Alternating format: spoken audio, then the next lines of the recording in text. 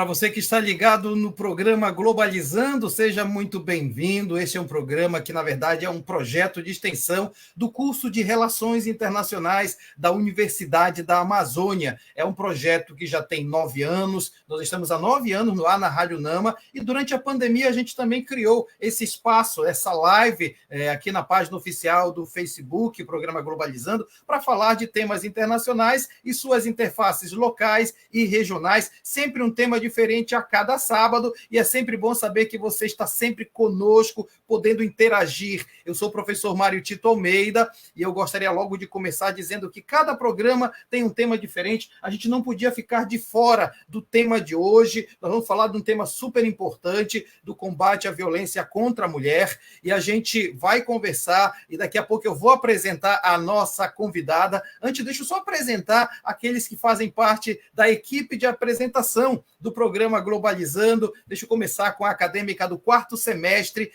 a acadêmica Maria Clara Madorra. Tudo bem, Madorra?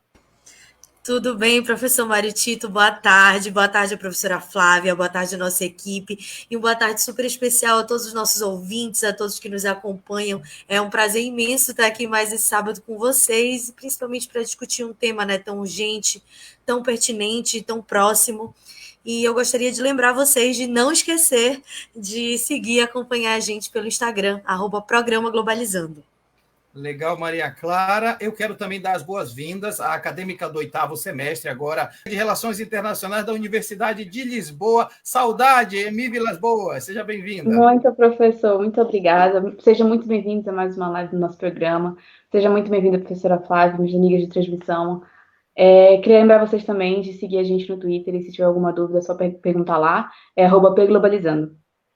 Legal. Professora Flávia Lemos, que vai ser entrevistada pela gente, ela é pós-doutora em Psicologia e Subjetividade pela Universidade Federal Fluminense, é doutora em História Cultural pela Unesp, mestre em Psicologia e Sociedade também pela Unesp, especialista em Psicopedagogia Clínica e Institucional pela Faculdade Fortium, graduada em Psicologia da Unesp, pedagoga pela SESB, atualmente é professora associada 2 na graduação e no programa de pós-graduação em Psicologia da Universidade Federal do Pará, integrante do Fórum sobre Medicalização da Educação e da Sociedade, e eu tenho orgulho de dizer que ela é a minha líder no grupo de pesquisa CNPq Transversalizando. Professora Flávia, seja muito bem-vinda ao programa Globalizando.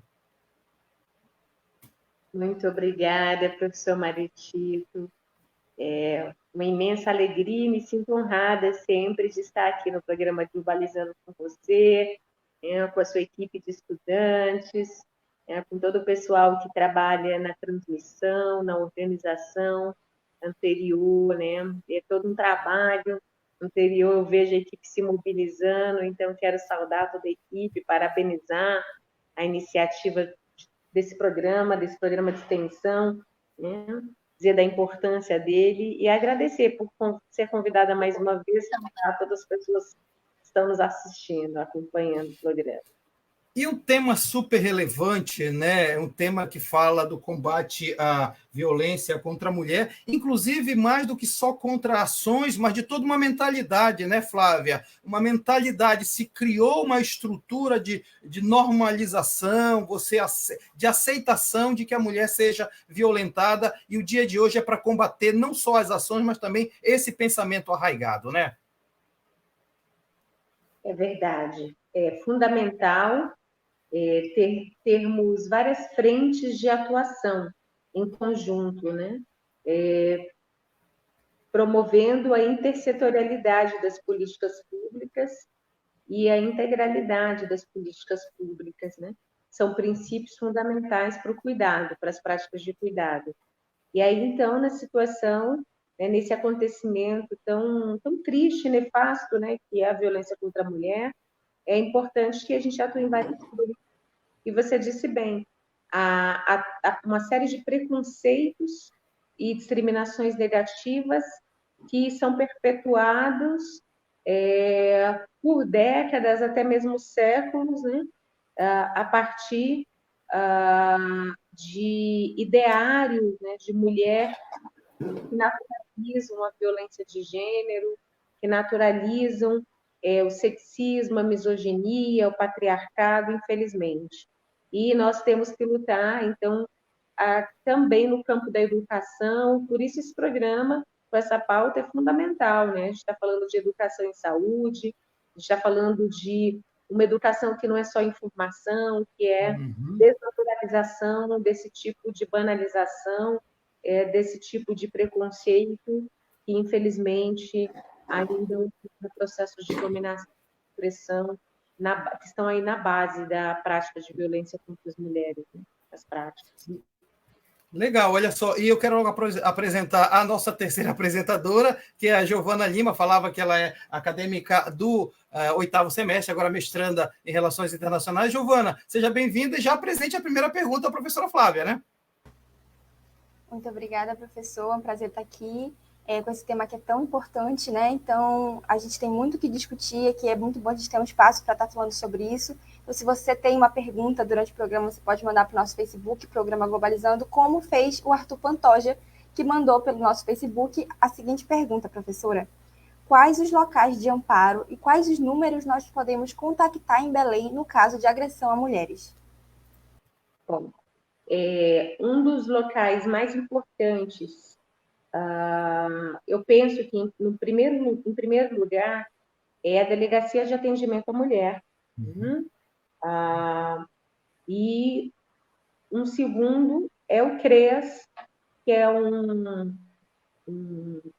uma política ligada ao Sistema Único de Assistência Social, que atende vítimas de violência. Então, é uma assistência especializada, com equipe multiprofissional. Dependendo da situação, é importante também,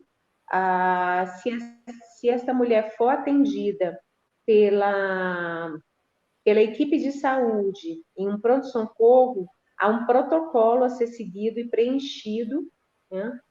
E essa equipe também precisa acionar órgãos públicos de denúncia, né? Nós temos um Disque Denúncia que é nacional, ele não é só para Belém, né? Mas o fundamental é registrar, porque aquilo que não é registrado não aparece nas estatísticas. Então, é importante fazer o registro na Delegacia de Atendimento à Mulher e lá receber os primeiros atendimentos e os encaminhamentos. Então, vai depender do tipo de violência, né? Ou, às vezes, são várias violências, em geral, até são várias violências que as mulheres estão sofrendo, e aí é importante, então, que vários encaminhamentos sejam feitos simultaneamente. Legal. Olha, interessante, professora Flávia, porque aqui nós temos uma questão que vai além apenas da questão criminal, né? O criminal ele vai chegar na ponta do processo, mas é toda uma questão de relacionamento, é toda uma questão de produção de relacionamentos. Me parece que esse é o problema mais sério ainda, né? Porque para chegar nesse âmbito, muita coisa aconteceu antes, me parece, né? Sim. Geralmente, quando acontecem as denúncias, anos antes, essas práticas eram reproduzidas, né? E não só por companheiros, né? Afetivos, né? Em relações de conjugalidade, de namoro, de união estável, mas a violência contra a mulher, ela é sustentada também pela violência de gênero, que acontece em outros âmbitos, acontece bastante no trabalho, inclusive, é muito comum no espaço de trabalho, assédio moral, assédio sexual, também nos espaços de educação entre estudantes, entre professores e estudantes, gestores, também acontece no âmbito do lazer, do entretenimento, da cultura, né? Também no âmbito da comunidade, de igrejas, né? Dos espaços religiosos. Então, a violência de gênero, como sustentáculo da violência contra a mulher, ela está amplamente difundida, infelizmente, e é reproduzida em diferentes organizações e espaços de uma forma naturalizada, infelizmente, né? É muito comum nós acompanharmos, por exemplo, lideranças religiosas que têm esse preconceito em relação às mulheres também e aconselham as mulheres a permanecerem por anos em situações de violência, quando esse líder, essa liderança religiosa deveria, né, acolher a dor dessa mulher e auxiliá-la, né, a enfrentar essa violência. É muito comum essas lideranças incentivarem as mulheres a continuarem em relacionamentos marcados pela violência e ainda culpabilizarem as mulheres como elas não fossem boas esposas, não cuidassem direito da casa, dos filhos, né? E a gente vê acontecendo também a violência de gênero em espaços de lazer e entretenimento nas mídias, né? No cinema, nos espaços de lazer como boates, espaços, bares, né? Carnaval, né? Também no âmbito das escolas. Por isso nós tínhamos um programa muito importante que infelizmente está sendo hoje desconstruído, desestruturado, que é o Escola que Protege, né? Que agia diretamente nessas questões, né? Agora, no Pará, nós temos, eu penso, uma realidade de políticas públicas que vem avançando, mas o Estado do Pará ainda tem uma cultura bastante machista. Eu diria que ainda uma ideia da mulher como coisa, como objeto. Legal. Olha, inclusive tem gente participando do nosso programa. Esse programa é do curso de Relações Internacionais. Aliás, se você fica interessado pelo curso de Relações Internacionais, você pode ir lá no vestibular.nama.br. Aliás, já tem bastante gente se inscrevendo, já se matriculando para o primeiro semestre de 2022. Então, você já pode também, vestibular.nama.br. Eduardo, põe para a gente aí os comentários que estão aparecendo no nosso programa. O Sérgio Salles está dizendo programa maravilhoso e convidada mais ainda. Parabéns à equipe. Obrigado, Sérgio. A Anne Vitória, doutora Anne Vitória, lá da Comissão de Relações Internacionais da UAB Pará, dizendo sempre muito bom este programa. Obrigado, doutora Anne. A Letícia Yucari está dizendo mais um tema de extrema importância para ser debatido nesta tarde. Parabéns à equipe do Globalizando e a convidar a professora Flávia por sempre trazer assuntos relevantes. Obrigado, Letícia. Tem também a Heloísa Cristina, boa tarde. Mais um programa de muita informação, boa, chegando por aqui. Obrigado, Heloísa. Tem mais. A Larissa Schoenberg está dizendo parabéns pela escolha do tema. É de extrema importância debater sobre isso em todos os espaços. Tem mais gente comentando. Paula Castro dizendo tema importantíssimo, equipe sensacional. Parabéns ao programa. Obrigado, Paula. O Vitor Calderaro está dizendo boa tarde. Gente, por mais temáticas incríveis assim. O programa de hoje promete grandes reflexões. Parabéns à equipe. Obrigado, Vitor. A Jennifer está dizendo um tema que nunca perde a sua relevância. Parabéns pela discussão incrível e necessária. Obrigado, Jenny. A Leandra está dizendo tema mais do que especial. Adoro esse programa. Legal, legal, Leandra. Bom, temos também participação, a gente faz uma viagem pelo mundo da notícia para saber o que no mundo está se falando sobre isso. Vamos começar, então, indo para Portugal. É você, Emi Vilas Boas. Exatamente, professor. Nossa notícia do nosso giro incrível de notícias é do Brasil, do portal de notícias Metrópole, e ele diz o seguinte: estudo aponta que 84% dos casos de agressões a mulheres são de violência psicológica. Segundo essa pesquisa, essa violência começa de forma sutil e se torna cada vez mais agressiva, chegando a causar ansiedade, depressão e até mesmo síndrome de pânico. E aí a Amador tem um pouquinho mais de conteúdo para vocês. É verdade, Emi. A nossa equipe de conteúdo sempre pesquisando e atualizando a gente. E a gente tem uma informação que, segundo o Conselho Nacional de Justiça do Brasil, a violência contra a mulher é caracterizada como qualquer conduta de ação ou omissão, de discriminação, agressão ou correção pelo simples fato de a vítima ser mulher, causando danos como a morte, constrangimento ou limitação. Essa definição vai além, abarcando o campo psicológico, além de sofrimento moral, social, político, econômico e de perda patrimonial, seja em ambiente doméstico ou em ambiente domiciliar.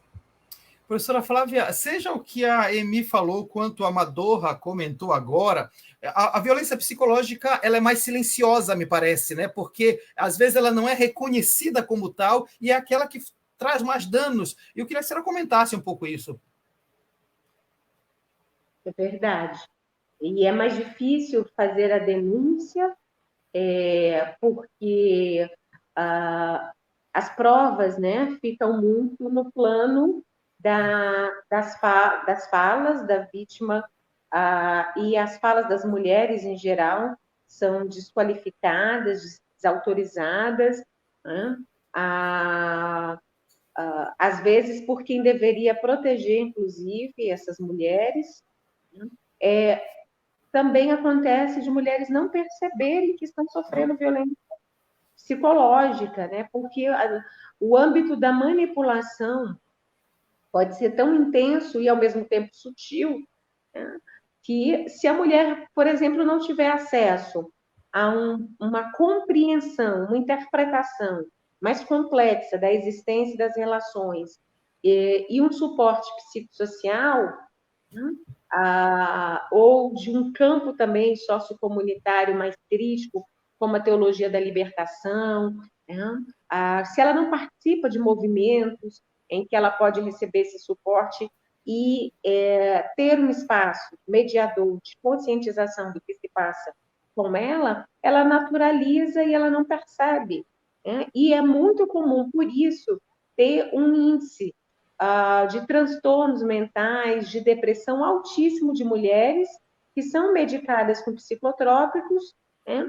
Mas que uma das causas principais daqueles transtornos é justamente a violência psicológica e outros tipos de violência que essas mulheres sofrem, e essas violências estão silenciadas e às vezes não percebidas por essas mulheres, e elas são duplamente silenciadas por meio dos psicotrópicos, que acabam sendo um tampão daquela dor que precisava ser dita, trabalhada e elaborada.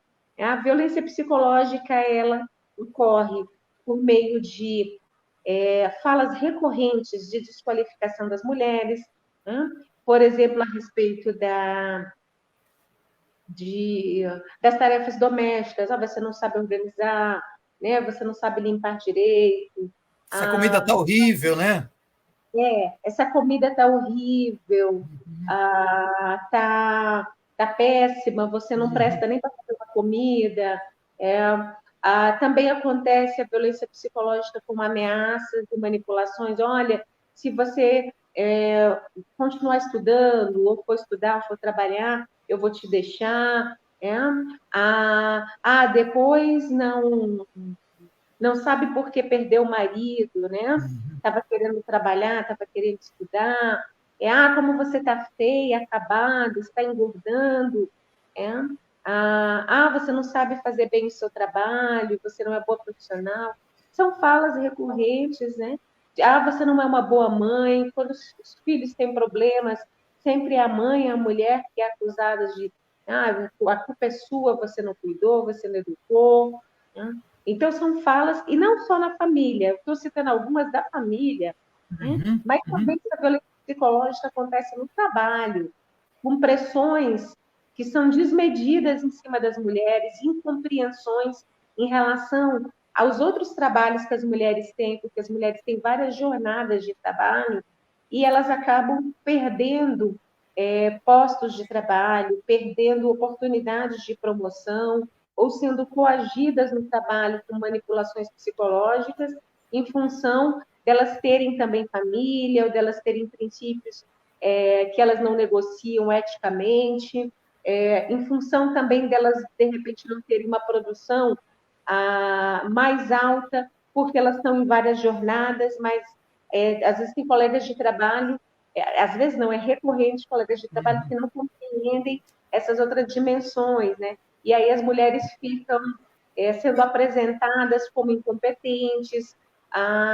como sensíveis em excesso, como não sabendo aproveitar as oportunidades e são desautorizadas, né? Então, eu já ouvi, por exemplo, pessoas falarem que mulher não serve para ser filósofa, que geralmente, dificilmente tem uma filósofa mulher, né? Como a mulher não poder se ascender a um lugar de referência, porque ela não pode pensar, né? Filosoficamente, ela não é capaz, né? E ela ser desqualificada em função dela estar afastada para cuidar de algum familiar, cuidar de um filho doente. Nossa, novamente, né, está desmarcando, não vai trabalhar, como ela não quisesse trabalhar, né? Muitas são demitidas porque estão, né, porque têm que cuidar dos filhos, ou porque engravidaram. Então, são muitas situações, assim, gravíssimas, né? Mulheres são vítimas de violência psicológica em organizações sociais e religiosas, se elas são divorciadas, né? Inclusive, muitas vezes, até se elas estão sofrendo violência, elas ainda são culpabilizadas pela violência. Então, é extremamente perverso e danoso para a saúde mental e física das mulheres no mundo inteiro, esse quadro, né? E a violência psicológica, ela é tão grave quanto. Muito bem, a professora Flávia Lemos está conosco no programa Globalizando, que é um projeto de extensão do curso de Relações Internacionais da Universidade da Amazônia. Tem um comentário chegando, Eduardo, põe para a gente uma conversa tão interessante quanto essa. O Carlos Eduardo está dizendo, tema importante e necessário demais. Parabéns, equipe do Globalizando. Obrigado, Carlos Eduardo. Emi Vilas Boas, vamos retomar. Tem pergunta chegando para a professora Flávia, né? Exatamente, professor Maritito, e levando em consideração tudo que a professora Flávia falou agora, essa pergunta é essencial. A Maísa Borges, que perguntou lá pelo nosso Twitter, e ela quer saber como identificar que alguma mulher pode estar sofrendo violência e como podemos ajudar. Obrigada pelas perguntas, né?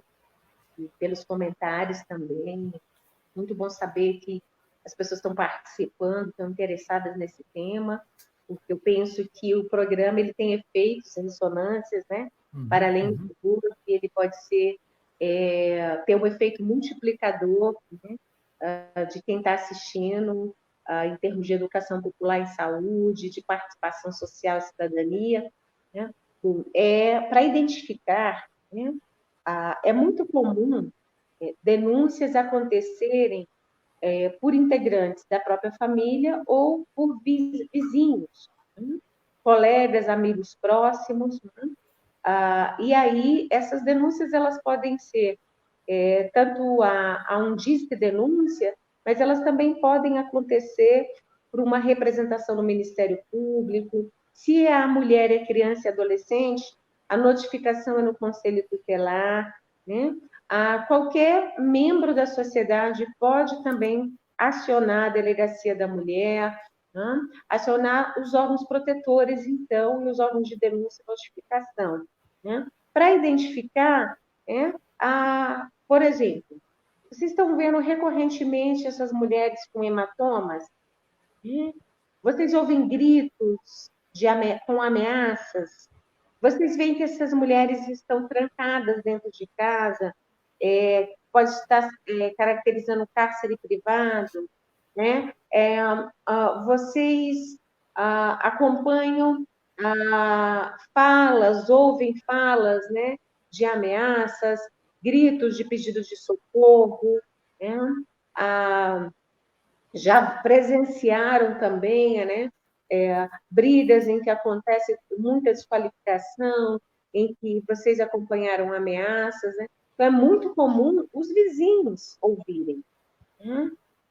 As mulheres desabafam também com as amigas, desabafam com pessoas ligadas às igrejas, né? Também falam para os profissionais de saúde, de assistência social.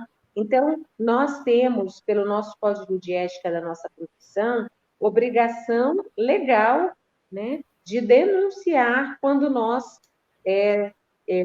sabemos, né, e identificamos que as mulheres que nós estamos atendendo estão sendo vítimas de violência.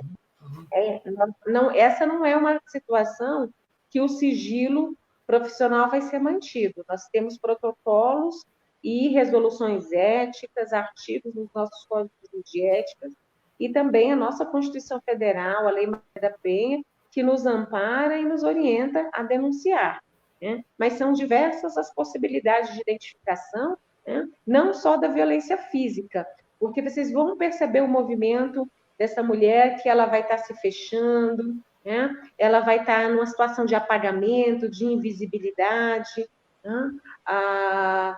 E é muito comum quem tem uma convivência próxima perceber a diferença no comportamento, nas expressões, nas falas, nos sentimentos, né? na maneira dessa mulher estar se relacionando, né? Porque ela tende a recuar na sua sociabilidade, né? Na sua vaidade, na sua interação social, né? É muito comum que as igrejas tenham consciência, né? E que compreendam que a violência doméstica é algo seríssimo. Os índices de feminicídio têm crescido, de violência sexual, exploração sexual, assédios dos mais diversos. Então, a igreja não pode ser conivente com essa realidade. Muito interessante a discussão que a professora Flávia vem trazendo. Esse aqui é o programa Globalizando, e um programa especial, né? Estamos falando do combate à violência contra a mulher, um tema que nos interessa, especialmente para nós homens que fomos acostumados e às vezes até bebemos dessa realidade de um patriarcado, de um machismo que vem sendo destilado. A gente precisa, como eu falei no grupo do programa Globalizando, preparando esse programa, dizendo que nós precisamos nos converter a isso, entender que a gente vive uma sociedade que às vezes é responsável também por uma série de violências. Aliás, está chegando, Eduardo, alguns comentários que eu acho interessante, tem até perguntas chegando. Vamos lá, Eduardo, põe para a gente, por favor. Tem o comentário da Ângela Piatti, está dizendo: boa tarde, excelente tema e nunca foi tão atual, o qual sofre mudanças diárias. Lidar com esse tipo de violência e conduzir as vítimas, que às vezes nunca percebem que estão sofrendo algum tipo de violência, às vezes se torna um desafio. Parabéns a toda a equipe pela abordagem. Precisamos debater sempre esse assunto em todas as suas esferas de violência. Show. Obrigado, viu, Ângela? E também tem uma pergunta chegando que eu acho bem interessante, Flávia. A Heloísa Cristina está perguntando o seguinte: professora, que conselhos dar a uma mulher que já reconheceu que sofre qualquer tipo de violência, mas ainda não consegue se livrar dessa situação por algum motivo? Obrigada, Heloísa, pela pergunta, muito importante. Eu oriento que você possa aconselhar essa mulher a procurar, né, o CREAS, que é o Centro de Referência Especializado em Assistência Social. Em geral, há um CREAS de referência para cada região dos municípios, né? É público, né? E lá tem uma equipe multiprofissional, né? Por exemplo, né, uma psicóloga, um psicólogo que vai poder fazer um acolhimento psicológico, que é muito importante para que essa mulher tenha força emocional de se posicionar diante da sua história, de enxergar quem ela é, né? De dar limites para situações de violência, né?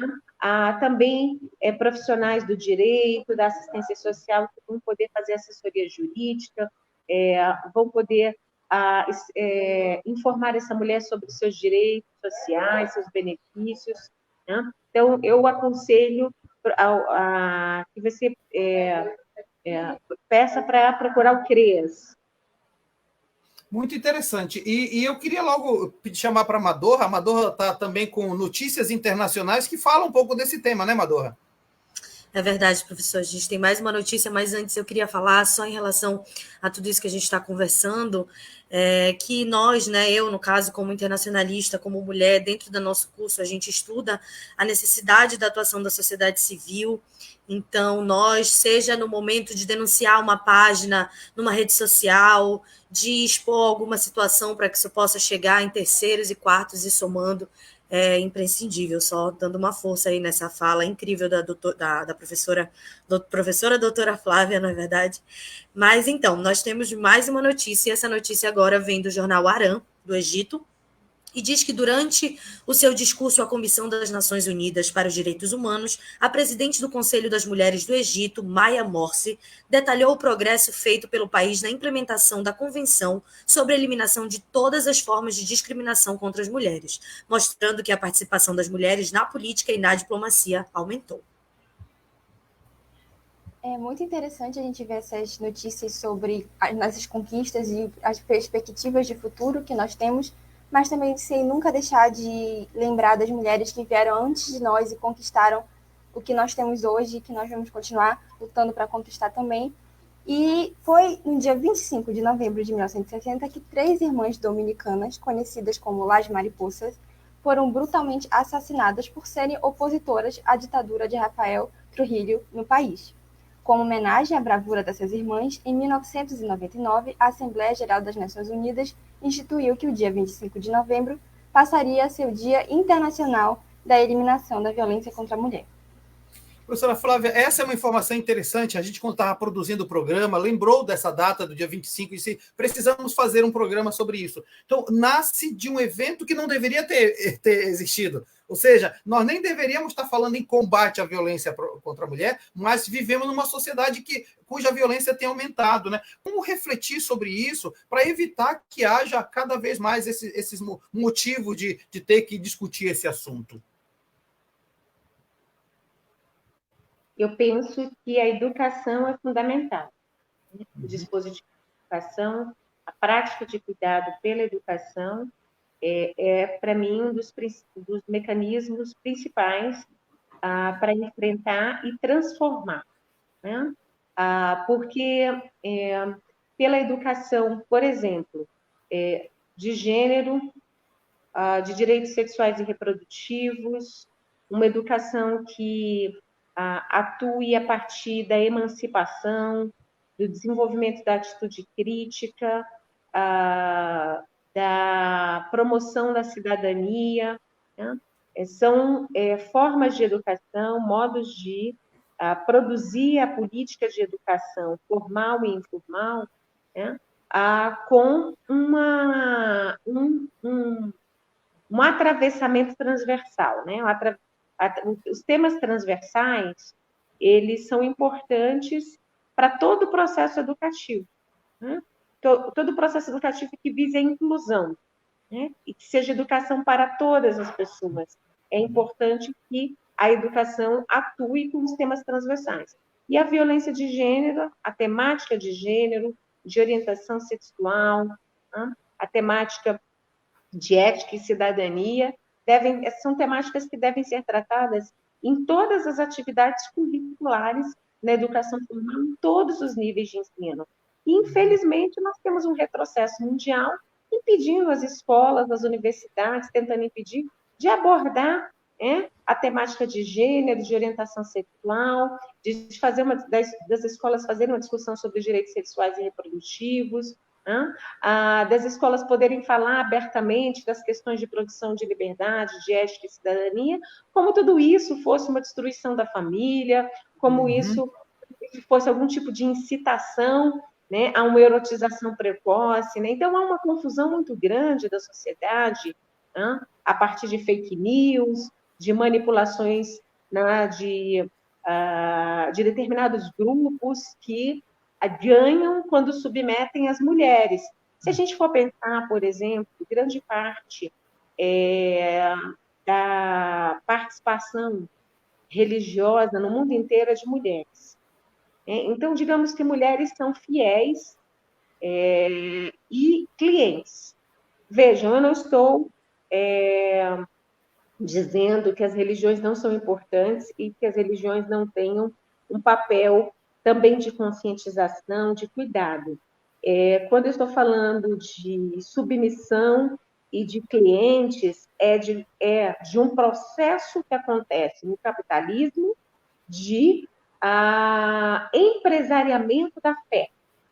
E aí o empresariamento da fé, ele deixa de ser um cuidado, né, por meio da espiritualidade da religião, e se torna um negócio em que as mulheres são vulneráveis e presas fáceis, né, diante das situações de fragilização que as mulheres sofrem. Esse negócio global que se tornou, né, a mercantilização da fé.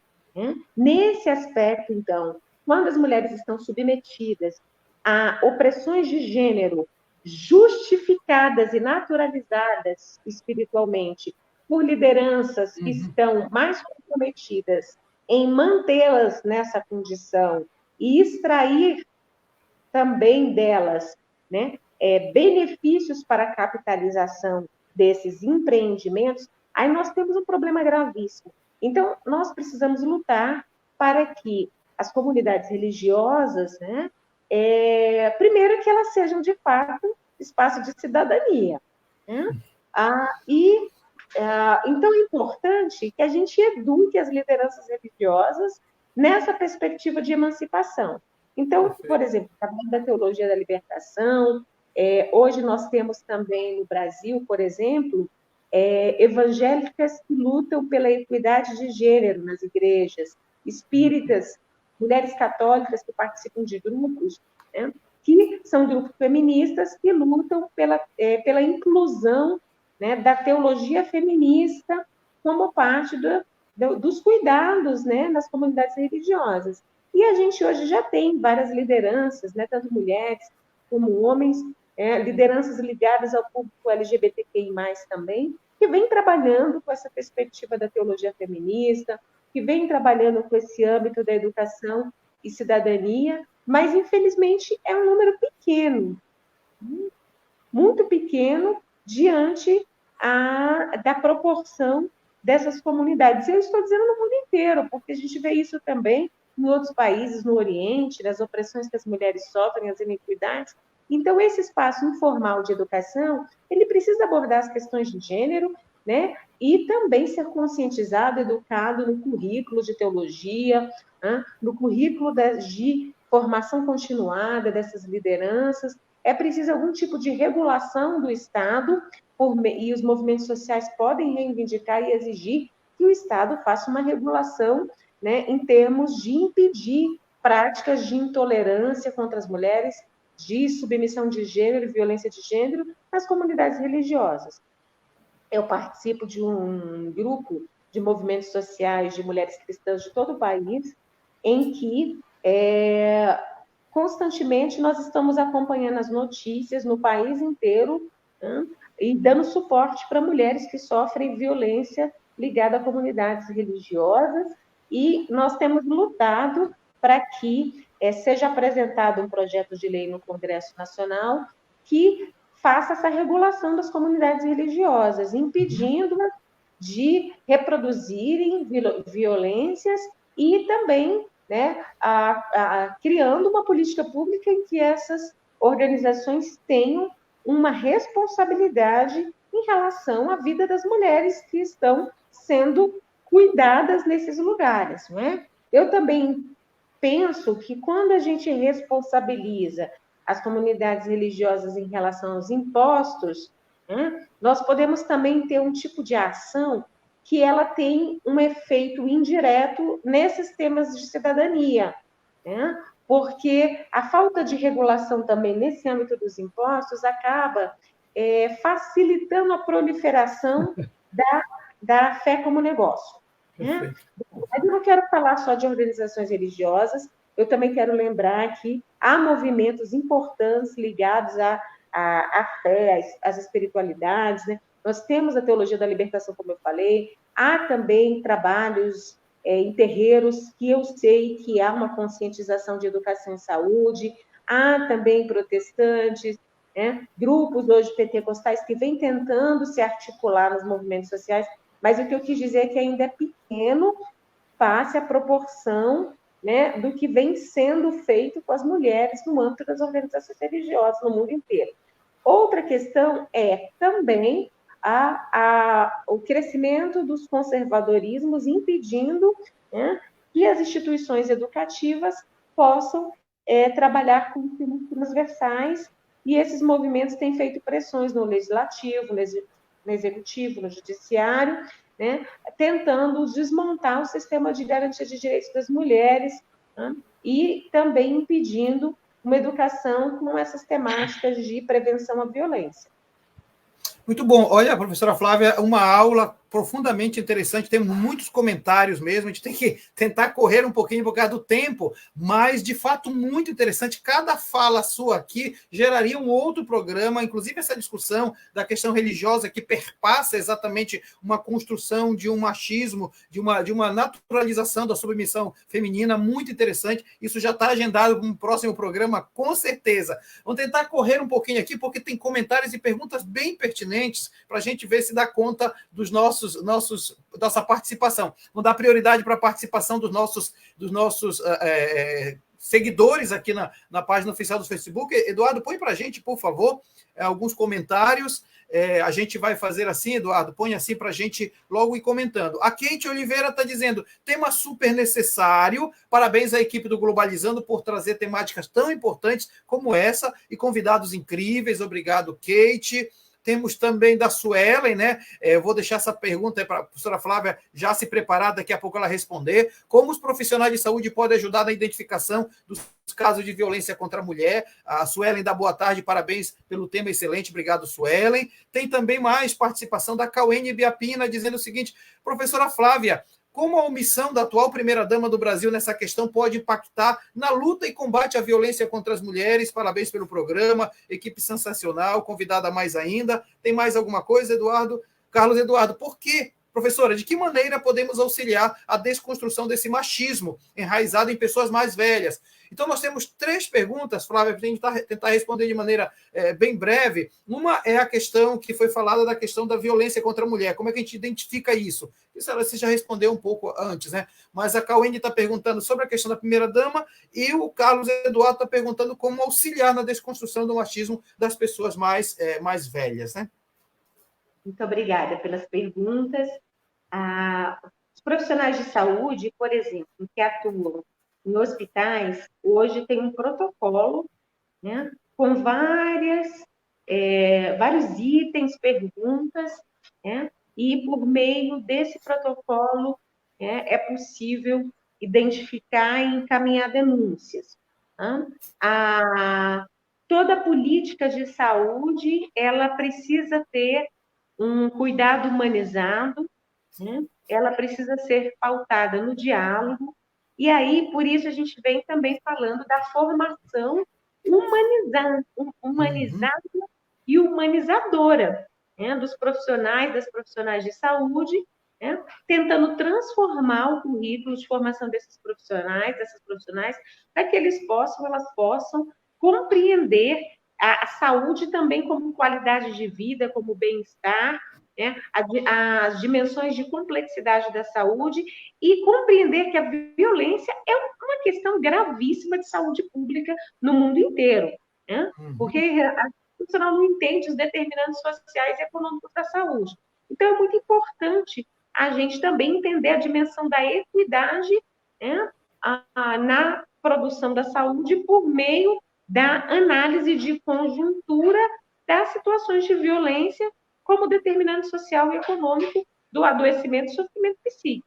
Então, os profissionais de saúde podem colaborar nesse sentido e é importantíssimo a gente questionar e pressionar a formação, conselhos regionais, federais de medicina. Inclusive, recentemente tivemos uma situação em Belém gravíssima. A gente tem denúncias recorrentes de violência obstétrica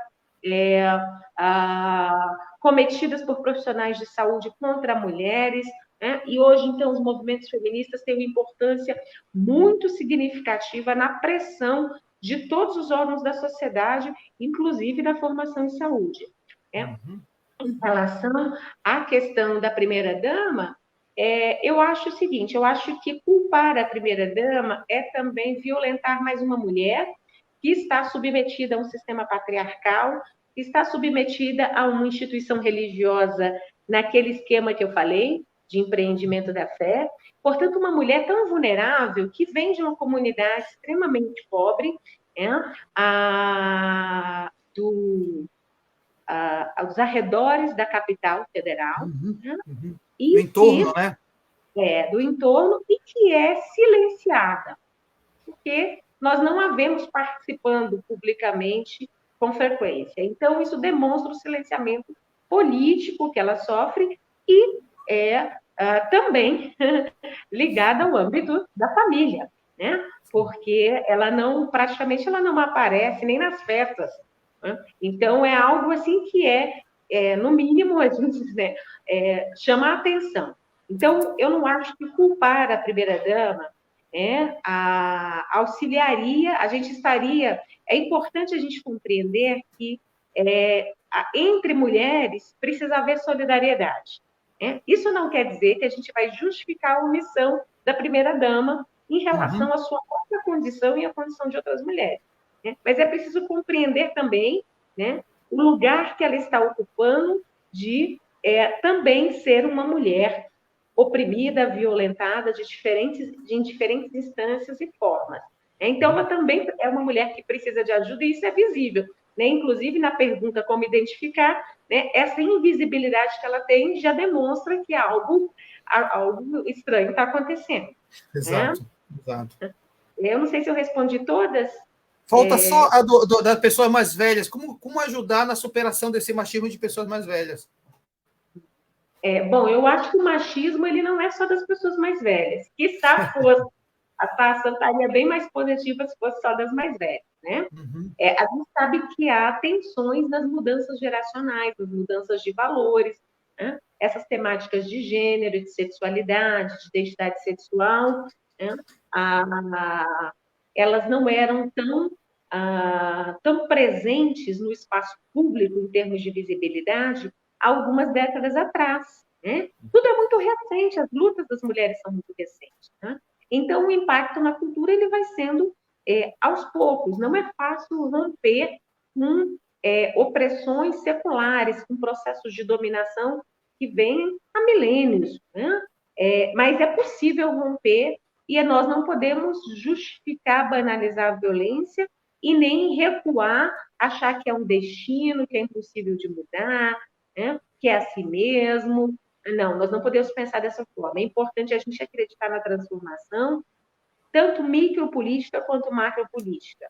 Se hoje nós temos a Lei Maria da Penha, foi porque uma mulher ousou lutar. Né? Se ela ainda, se essa lei existe e se ela está sendo implementada, é porque muitas mulheres lutam pela implementação cotidianamente. Então, a produção da liberdade é aquilo pelo qual nós lutamos. Nós lutamos pela emancipação no ensino. Esse ano a gente está completando o centenário do Paulo Freire. Né? Enquanto a gente se lembra do Paulo Freire, né? Assim como quando a gente se lembra de uma série de mulheres, né? Hoje de manhã eu vi uma reportagem, estava ouvindo uma reportagem que só 20% de nomes de ruas e avenidas no Brasil inteiro são de nomes de mulheres. Né?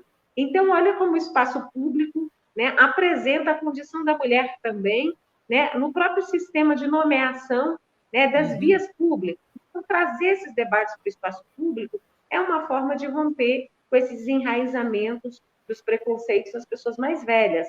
Né? Elas vão, aos poucos, podendo ter mediações. Toda vez que a gente quer trabalhar com o plano da educação, da promoção de saúde, em termos de ruptura com as iniquidades às quais a gente está submetida, a gente precisa acreditar na educação emancipadora. Né? Então, eu penso que comunidades, por exemplo, com as associações de bairro, os espaços de bibliotecas comunitárias, os cursinhos, as comunidades religiosas, né? A educação de jovens e adultos, os espaços de proximidade por meio das políticas que operem na base da promoção da saúde, da atenção primária, né? Na atenção básica de assistência social, enfim, são os espaços que podem sensibilizar, né? Essas pessoas mais velhas para que elas possam compreender a gravidade, né, da questão da violência contra a mulher e também serem multiplicadoras de ações que vão combater e enfrentar a violência contra a mulher.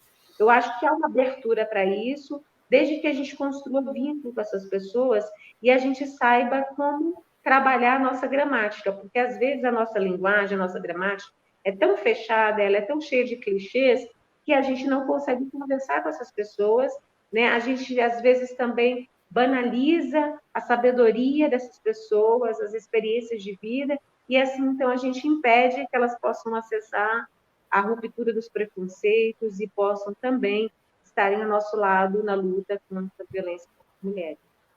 Muito legal a fala da professora Flávia. Você está no programa Globalizando, um programa todo especial hoje, falando do combate à violência contra as mulheres. Inclusive, eu quero dizer para vocês que esse programa vai estar, logicamente, no nosso Globecast, né? É o nosso podcast do Globalizando, e você vai poder ouvir várias vezes coisas muito importantes. Quero dizer também que o programa Globalizando é um projeto de extensão do curso de Relações Internacionais, e é muito legal a gente poder entender e levar isso. Quero lembrar também que o curso de Relações Internacionais tem um projeto que é também de extensão, que é o Gênero e Relações Internacionais, o grupo Genere, que discute exatamente o papel da mulher dentro do âmbito das relações internacionais, discutindo espaços de poder e toda essa face. Então, o curso de Relações Internacionais também se abre a essa discussão. Eduardo, tem também comentários que eu queria adiantar também, para a gente poder continuar com o nosso programa Globalizando. Põe para a gente, por favor.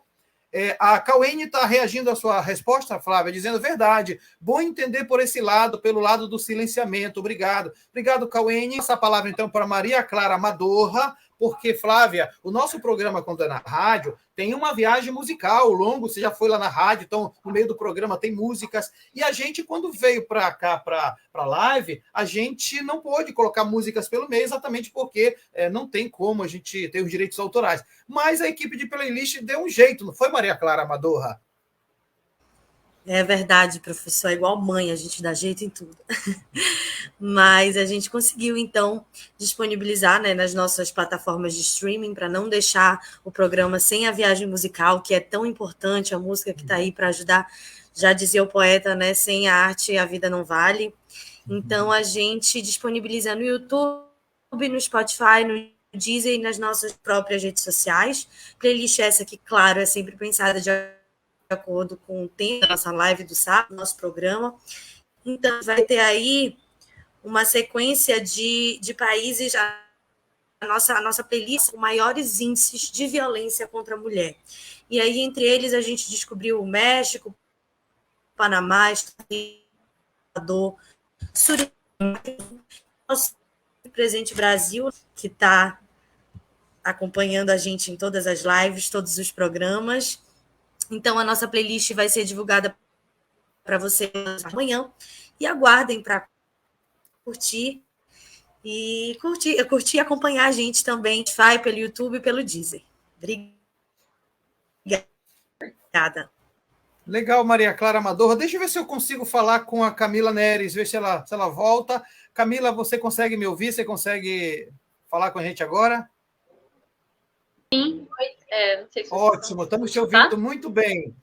Muito bem. O sistema quis te silenciar, mas nós não permitimos, viu? Pois é. Eu gostaria de perguntar quais que são os fatores sociais que permitem a persistência desse problema da violência contra a mulher. Muito obrigada pela pergunta, Camila.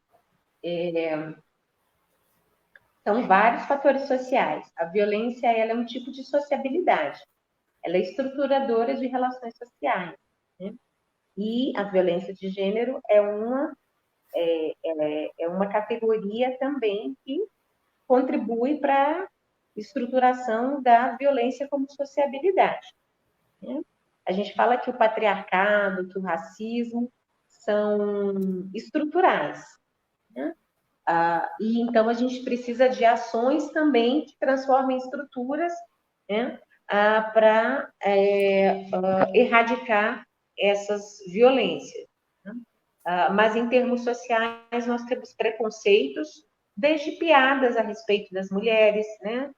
Mulher no trânsito, perigo constante, por exemplo, uma piada, mas é um tipo de humor que reproduz violência de gênero. Outra dimensão social é a produção midiática de anúncios, por exemplo, de cerveja, de uma série do lazer, do turismo associado à mulher nua, à sensualidade da mulher negra no samba, a maneira como as mulheres artistas, as mulheres modelos, como elas são colocadas nas programações da TV aberta, da TV fechada, das grandes mídias, né? O uso das mulheres nesse aspecto estético, né? As pressões que elas sofrem, mas é um tipo de criação de modelo social do que é a mulher ideal, entre aspas, né? É também uma relação social que acaba perpetuando e produzindo violências diversas contra as mulheres, né? A gente vê, por exemplo, nas novelas da Rede Globo. Em geral, por exemplo, a esposa ela é vista como uma mulher chata, né? E aí tem uma outra mulher colocada como amante, que é histérica, ou a amante que é uma menina novinha, né? Com um tipo de corpo esculpido, né? A plásticas, a repórter, em geral, dos programas da Rede Globo, né? Elas precisam estar num tipo de perfil, né? Corporal. Isso faz reproduzir uma violência de gênero em relação ao campo da estética, de cuidado das mulheres, né, de submissão das mulheres. Então, as mídias também colaboram, né, para uma série de situações de violência, estereótipos que são reproduzidos, né, nos filmes, os usos da mulher objetificada, coisificada, né, no âmbito sexual, a erotização de crianças e adolescentes por meio também da produção das TVs. Por isso que a gente tem um sistema de proteção à criança e adolescente no Brasil chamado classificação indicativa, que é muito importante a gente lutar para que ele permaneça, né? E não só permaneça, mas que a gente lutar pela democratização da comunicação nesse âmbito da questão também da responsabilidade dos órgãos de imprensa face a situações de violência contra a mulher. A maneira que, por exemplo, a mídia impressa aborda a violência contra a mulher é extremamente estereotipada, culpabiliza a vítima pelas roupas da vítima, pelo lugar, pelo horário que a vítima está. Então, são muitas situações. Eu estou falando aqui algumas, mas tem muitas outras, né, em que a mulher é colocada, né, a mulher é colocada na esfera pública como burra, como sensível, como emotiva, como insensata, como desarrazoada. Ela é apresentada como impulsiva, né? Enfim, ela é colocada politicamente também de uma forma que ela é menorizada. Então, são muitas situações sociais que estão estruturando a violência contra a mulher. Legal. Camila Neres, que bom que você participou. Que pergunta interessante, viu? Muito obrigado pela sua participação, Camila Neres. Muito obrigada pelo esclarecimento. Daqui a pouco você vai voltar para o nosso encerramento do programa, tá? Muito obrigado. E eu quero logo passar a palavra para... tem comentários. Eduardo, põe um comentário para a gente, porque a gente tem que dar prioridade sempre para quem está interagindo com a gente na nossa live. A Kate está dizendo, com certeza, Flávia, sempre há padrões de beleza impostos pela sociedade em cima das mulheres, principalmente por meio do cinema. Obrigado, viu, Kate, pela sua participação. O caso da Mari Ferrer é um dos grandes exemplos de que a culpa sempre cai em cima da mulher. Obrigado, Kate. E eu quero logo fazer um registro aqui. A professora Flávia, eu disse no início que ela é líder do nosso grupo de pesquisa Transversalizando, o CNPq, e nós temos uma produção muito grande. Aqui atrás tem vários livros, viu, Flávia? Aqueles livros todinhos lá, da nossa coleção, né, de produção. E seja a Leila aqui em casa, a gente bebeu nas fontes da Flávia em Foucault, atualmente discutindo outras temáticas, Deleuze, Guattari. E assim, eu quero dizer da minha alegria em ter a Flávia aqui no nosso programa, porque de discussões que são profundas. E eu acho isso muito interessante, porque Relações Internacionais tem essa cara, sabe, Flávia? A cara exatamente da inter e transdisciplinaridade, que eu acho bem legal para a gente conversar aqui. Emi Vilas Boas, vamos para a última notícia? Vamos viajar no mundo da notícia? Exatamente. Na nossa última viagem, a gente vai na Índia, do jornal The Hindu, e ele diz que a Suprema Corte passa a cobrar que abrigos indianos tenham estrutura para apoiar mulheres vítimas de violências domésticas, já que esse é o tipo de crime mais comum no país, se faz necessário oferecer às vítimas suportes jurídicos contra seus agressores. E agora a Madorra tem um pouquinho mais para vocês. Bom, pois é. No mundo todo, diversas organizações se mobilizam para atuar em defesa aos direitos humanos das mulheres, especialmente no apoio e articulações com outros movimentos, como os brasileiros Tamo Juntas e o Artemis. No Brasil, essas organizações atuam no combate à violência contra a mulher, prestando assistência, assessoria jurídica, além de promover a autonomia feminina através de cursos e oficinas para mulheres e para crianças. Professora Flávia, vamos entrar então nessa última parte da conversa, falando um pouco dessa rede de proteção, essa rede social de proteção, que vai além, lógico, o Estado tem que estar à frente, porque é função principal dele, mas as organizações sociais, os movimentos sociais são fundamentais também nesse propósito, para a acolhida, para o cuidado, para um aumento dessa rede. Como é que a gente pode estar avaliando essas redes aqui no Brasil, professora Flávia? Eu penso que a gente está num momento bastante significativo, né? Nós vivemos o que algumas feministas nomeiam como primavera feminista no Brasil. O movimento Ele Não foi uma das ações assim, bastante significativas dessa primavera feminista. Hoje, nós temos os temas dos movimentos feministas, inclusive, sendo colocados nas universidades de uma forma bastante incisiva, intensificada, como uma epistemologia, né? Os feminismos negros se tornaram epistemologias, né? São metodologias decoloniais ligadas aos movimentos feministas. Isso é uma luta, assim, significativa ao extremo, porque até pouco tempo atrás, falar de gênero na universidade era completamente impossível, né? Era visto como, não, lá vem uma militante chata, né, trazer essa temática que não é científica. E hoje é inquestionável dizer que a categoria de gênero, né, não pode ser trabalhada como analisador de uma série de produções científicas, né? Então, se tornou um conceito muito importante. Os movimentos sociais, de modo geral, não apenas os feministas, são espaços em que a gente pode participar e construir a emancipação. Porque eu entendo que a emancipação da mulher vem junto com a emancipação de vários outros grupos, né? Inclusive também discutindo masculinidades, né?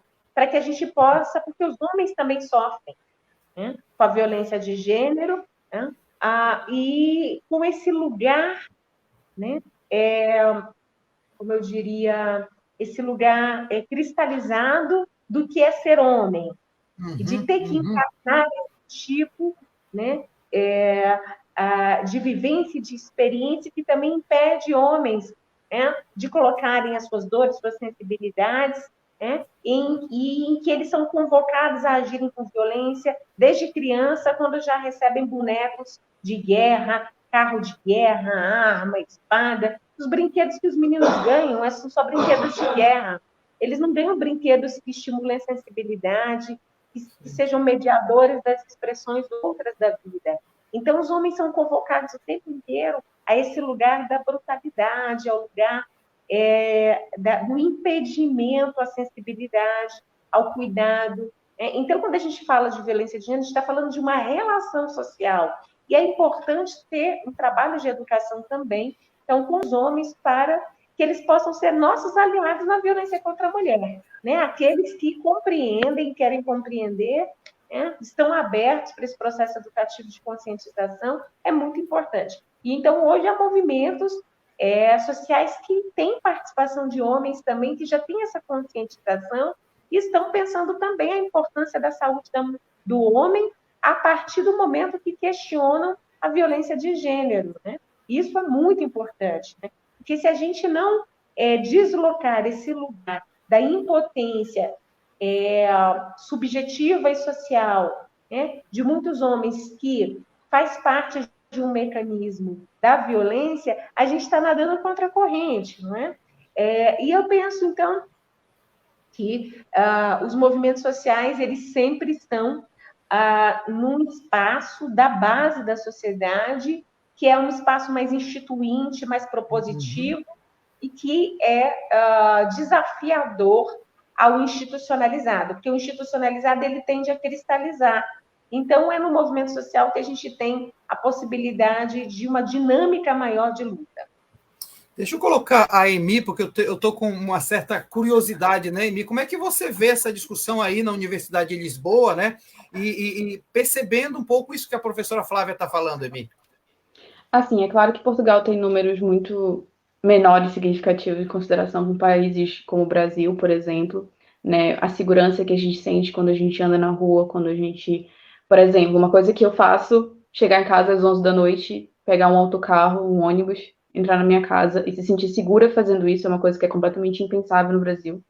Então, eu acho que a gente tem que ver também por esse ângulo, mas claro que isso é uma coisa que também se dá um pouco pela cultura, pelo desenvolvimento do país, pelo nível de população, mas é importante entender que, apesar disso, também existem casos de violência, existem casos de assédio. O que também é importante frisar é o caso de assédio contra, principalmente mulheres brasileiras, não só em Portugal, como toda a Europa, né? A hipersexualização da mulher brasileira fora do Brasil é completamente exagerada, é muito, entendeu? É de ouvir comentários no momento que você percebe que você é brasileira, o tipo de atitude muda, o tipo de discurso muda, né? Dentro da universidade, a gente tem várias professoras, o que para mim é muito inspirador, né? O nosso corpo docente é bem equilibrado nesse sentido de a gente ver pessoas pós-doutoras, pessoas que estão em caminhos sensacionais academicamente, profissionalmente, como diplomatas, como professoras, e então é muito inspirador nesse sentido, né, da gente também entender que dentro da nossa universidade existem representações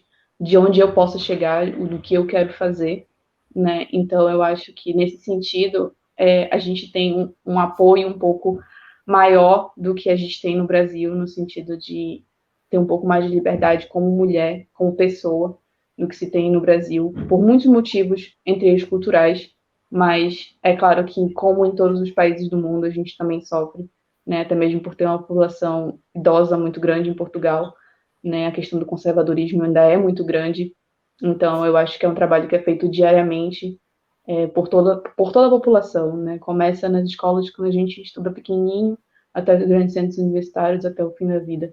Então eu acho que Portugal está num caminho bom, mas ainda existe muita coisa a ser feita, muito trabalho para ser feito em várias frentes, né, para que essa violência contra a mulher seja de forma física, seja psicológica, que, ao meu ver, né, é uma das mais silenciosas e mais cruéis. Então, eu acredito que a gente está caminhando, mas a passos de formiga, não rápido o suficiente para a nossa sociedade se encontrar num lugar onde eu seja exatamente igual ao meu colega de faculdade, em todos os âmbitos. Legal, Emi. Muito, muito, muito bonito. Eu pedi o teu depoimento porque eu tinha certeza que ia ser muito certeiro. Flávia, nós estamos quase terminando o programa, né? Mas eu queria que você repercutisse um pouco isso, sabe? Qual a importância de programas como esse aqui, ou de outros espaços onde se possa discutir de alguma forma esses temas tão centrais e tão relevantes para que a gente possa criar, de fato, movimentos de renovação do ponto de vista do conhecimento, também da produção dele. Muito obrigada, professor Mário Tito, toda a equipe. Eu penso que um programa como esse, como ação de extensão, é fundamental. Né? Inclusive, eu trabalho hoje na Pró-Reitoria de Extensão da Universidade Federal do Pará, e a gente compreende que a extensão ela é o mecanismo da universidade que mais se aproxima da construção da autonomia. Uhum. Então, hoje a gente está curricularizando a extensão, né, no Brasil inteiro, nós temos uma lei, né, porque antes a extensão acabava sendo feita como opção, então agora não vai ser mais opção, ela tem uma carga horária, né, uma quantidade de créditos significativa que vai impactar na construção da autonomia na formação, eu acho isso importantíssimo, inclusive Paulo Freire foi um dos incentivadores da extensão, né? Mas nós temos hoje também a participação, e eu vejo assim, o programa tem várias mulheres, né? Ter mulheres na programação, mulheres falando, mulheres escrevendo, publicando, pesquisando, mulheres nas universidades, mulheres em todas as profissões, né? Então, esse protagonismo das mulheres, eu vi hoje no programa, esse protagonismo das mulheres, é muito importante. Então, esse programa é uma ação, é uma estratégia de educação, que eu chamo de educação popular em saúde. Né? Uhum. E eu quero parabenizar o programa. A gente também, no Grupo Transversalizando, a gente faz extensão, né, ensino e pesquisa articuladamente, e ali a gente também tem um espaço para formação, cidadania e direitos humanos.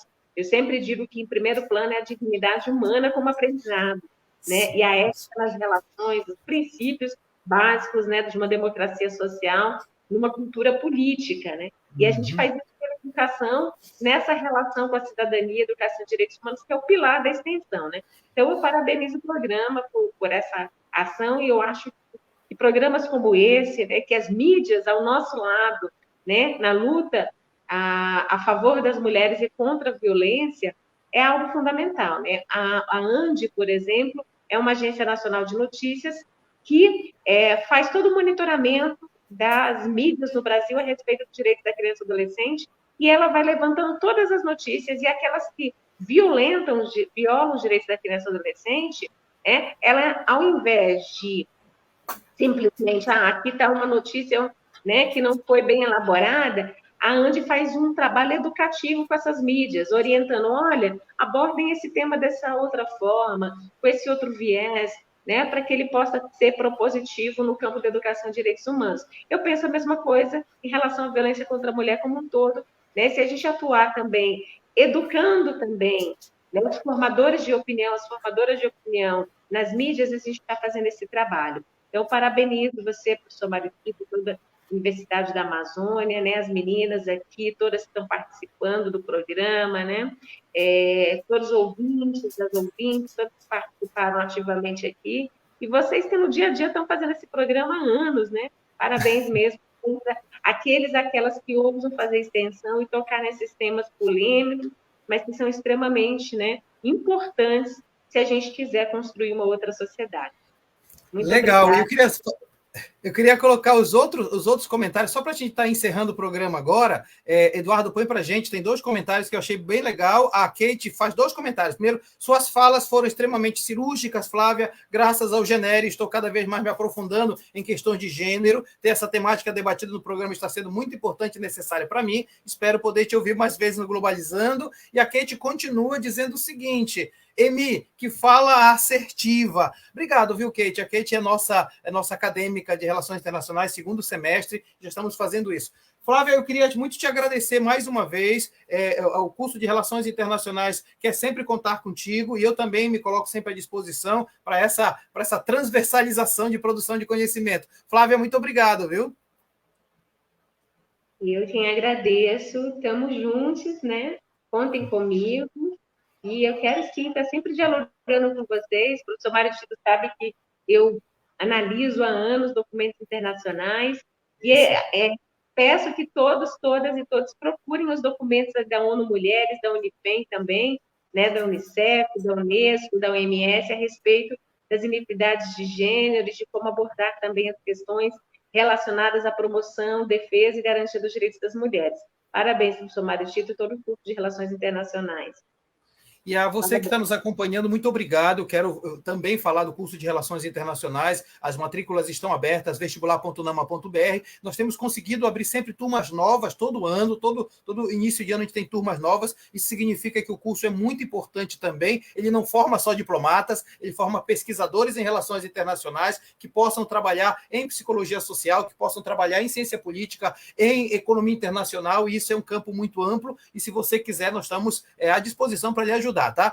Basta entrar lá na rede social do Globalizando. Esse programa foi apresentado e eu quero agradecer muito a equipe, a começar pela acadêmica do 4º semestre, Maria Clara Amadorra. Amadorra, muito obrigado. Eu que agradeço, professor. É um prazerzão estar aqui. Foi um prazer enorme ter feito parte desse programa, dessa discussão. Queria dizer obrigadíssima, professora Flávia, por elucidar, né, esse programa tão necessário.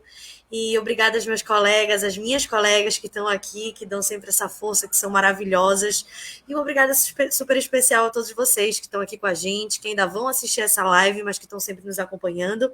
Não esqueçam de seguir o @Programa Globalizando no Instagram para ficarem ligados com a gente. Valeu!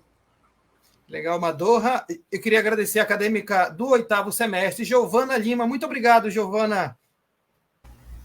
Eu que agradeço, professor, foi muito esclarecedor. Em 1h e 16 minutos, a professora conseguiu ser profunda nas reflexões, a gente conseguiu aprender muito aqui.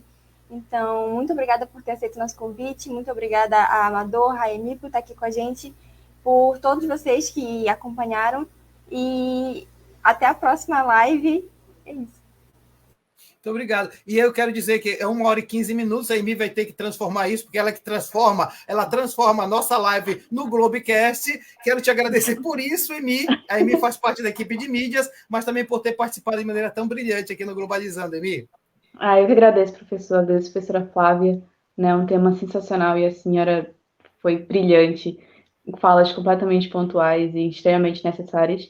E eu queria lembrar que se você quiser assistir de novo, ou se quiser mandar para alguém, a partir de amanhã vai estar disponível em todas as nossas redes sociais, inclusive no nosso Twitter, que é @pglobalizando, então segue a gente lá. E é isso, gente, muito obrigada.